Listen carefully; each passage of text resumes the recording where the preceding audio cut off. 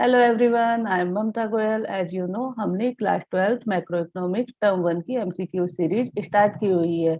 ये इसका second part है। यदि आपको नोट चाहिए तो आप डिस्क्रिप्शन में जाकर टेलीग्राम चैनल ज्वाइन कर सकते हैं। आज का टॉपिक है money and banking. Let's start. Name the institution which perform the function of accepting deposit and granting loan and investment with the aim of earning profit. Main चीज क्या है इसमें? एक तो एक्सेप्ट डिपॉजिट, डिपॉजिट एक्सेप्ट करता है, loan देता है, इन्वेस्टमेंट करता है, और मेन चीज इसमें क्या है? Earning profit.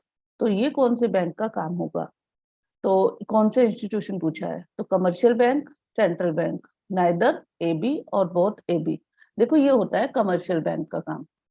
ठीक है, ये सेंट्रल बैंक का काम नहीं होता है। देखो, कमर्शियल बैंक जिसमें कि हम अपना पैसा जमा करते हैं, निकालते हैं। और सेंट्रल बैंक कौन सा होता है? जिसमें ये होता है सेंट्रल बैंक आरबीआई। ये क्या करता है? ये डायरेक्ट पब्लिक से लिंक नहीं होता है, और इसका जितना भी कार्य होता है वो प्रॉफिट मोटिव से नहीं होता है। क्लियर? तो इसका ऑप्शन होगा आपका commercial bank. The function of the central bank involve buying and selling of government security from or to the commercial bank।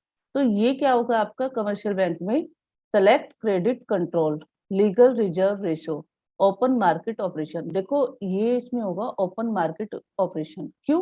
क्योंकि इसमें गवर्नमेंट सिक्योरिटी को सेल और परचेज किया जा रहा है।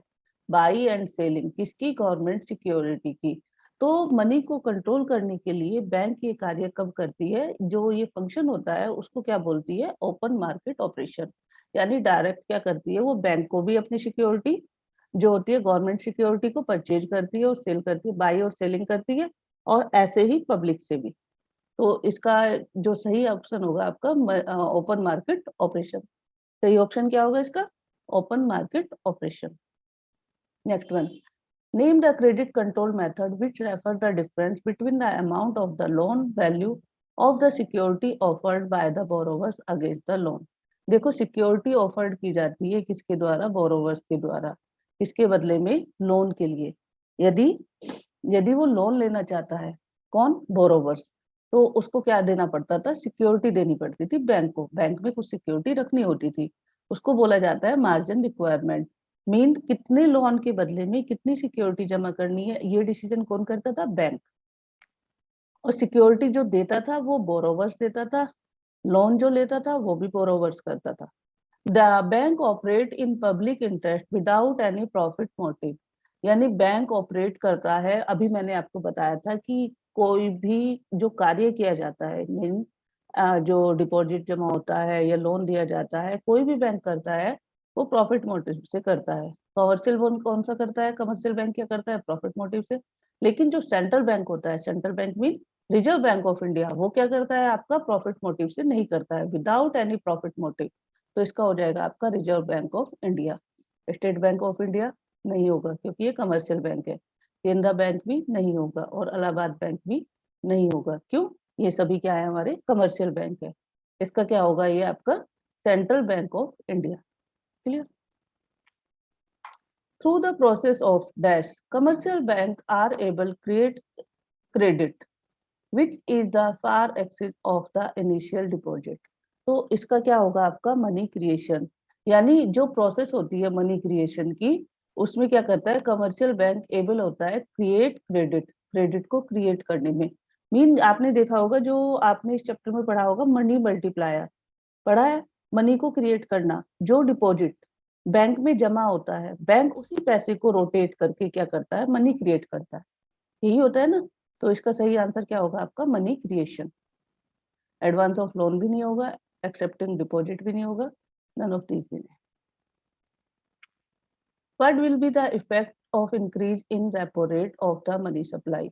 रेपो रेट क्या होता है? सबसे पहले हम देखेंगे। रेपो रेट वो रेट होता है जिस पर कमर्शियल बैंक क्या करता है? सेंट्रल बैंक से लोन लेता है। जिस रेट पर कमर्शियल बैंक सेंट्रल बैंक से लोन लेता है उसे बोलते हैं रेपो रेट। यदि रेपो रेट बढ़ जाएगा कमर्शियल बैंक को, मतलब हाई रेट पर, रेपो रेट पर क्या मिलेगा? लोन मिलेगा। तो वो क्या करेगा? पब्लिक पर क्या करेगा? पब्लिक को भी क्या करेगा? इंक्रीज कर ही देगा ना अपना वो जो पैसा उधार देगा। मीन क्या हुआ? यदि रेपो रेट 5% है तो कमर्शियल बैंक क्या करेगा?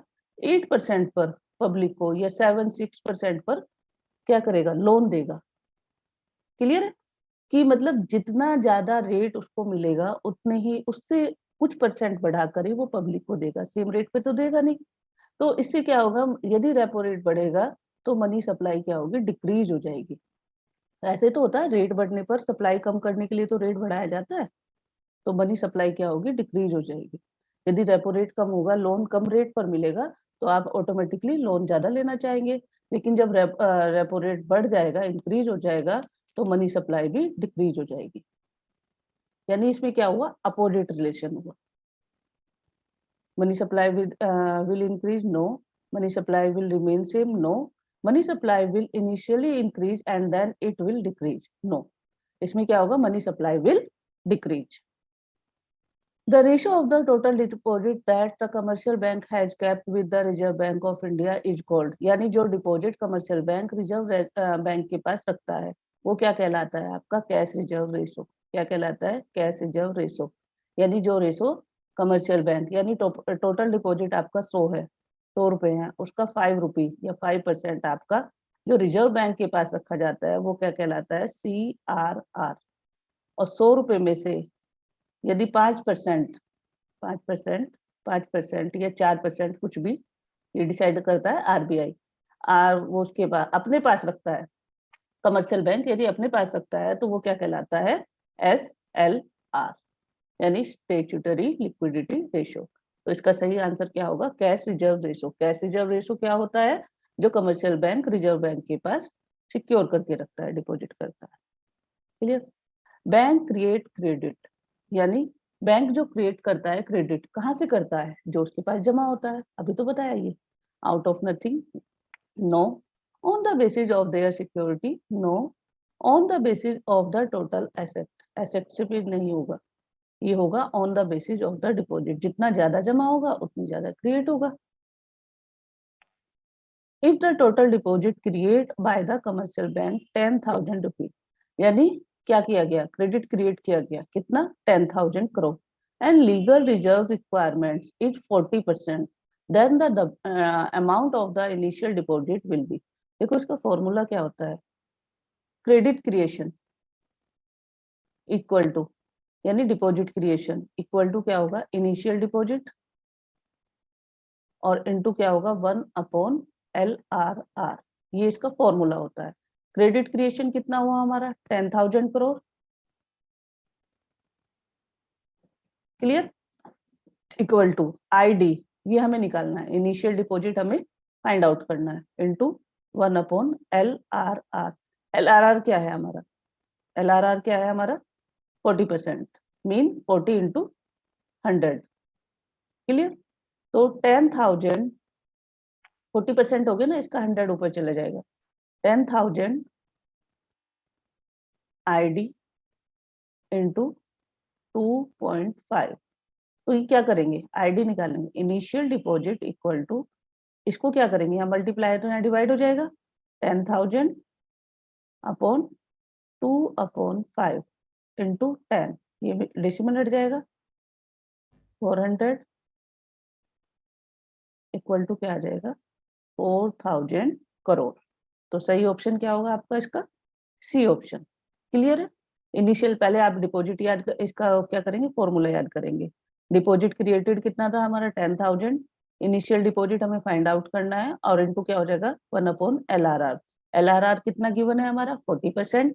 40% से मतलब हुआ 40/100 होता है, तो 100 इसका ऊपर चला जाएगा, और इसको हम फाइंड आउट कर लेंगे। Clear. Next one, which of the following will increase the money supply। Money supply में क्या इंक्रीज होता है, all the repo rate, repo rate गिरेगा तो मनी सप्लाई बढ़ेगी, ये तो सही है।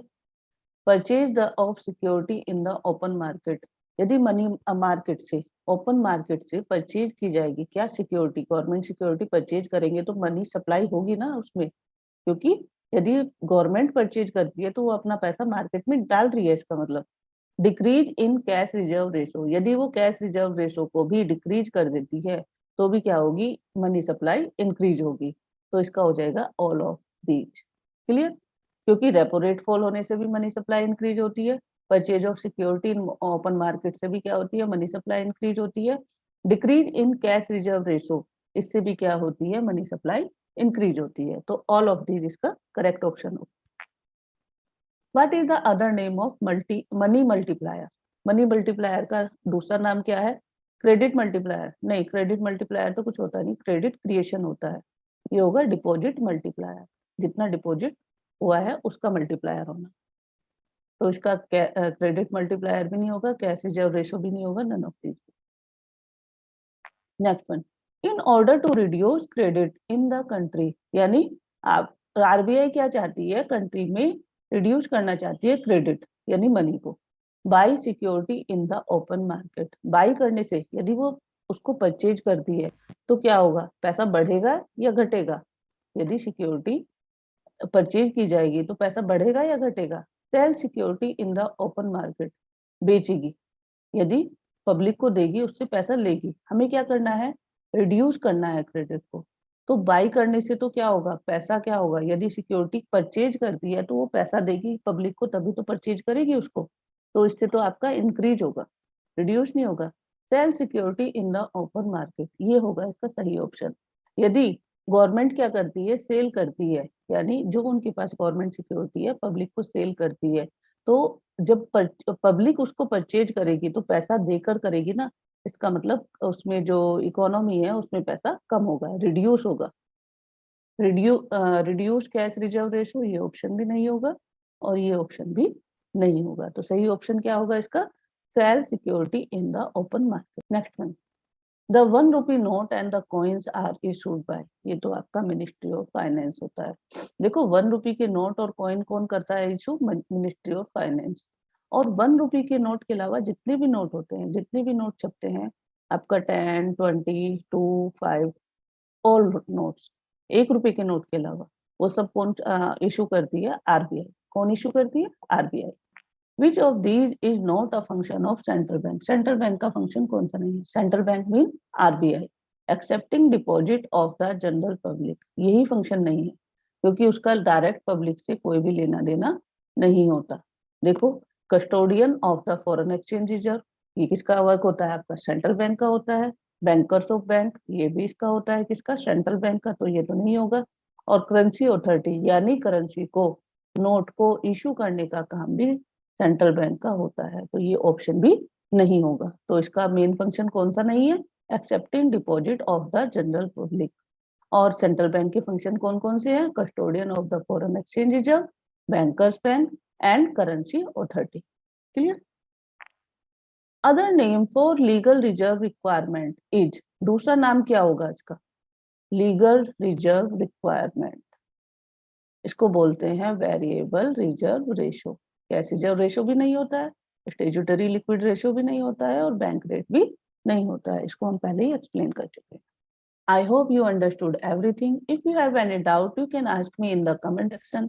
And if anybody want video on any topic, please let me know in the comment section.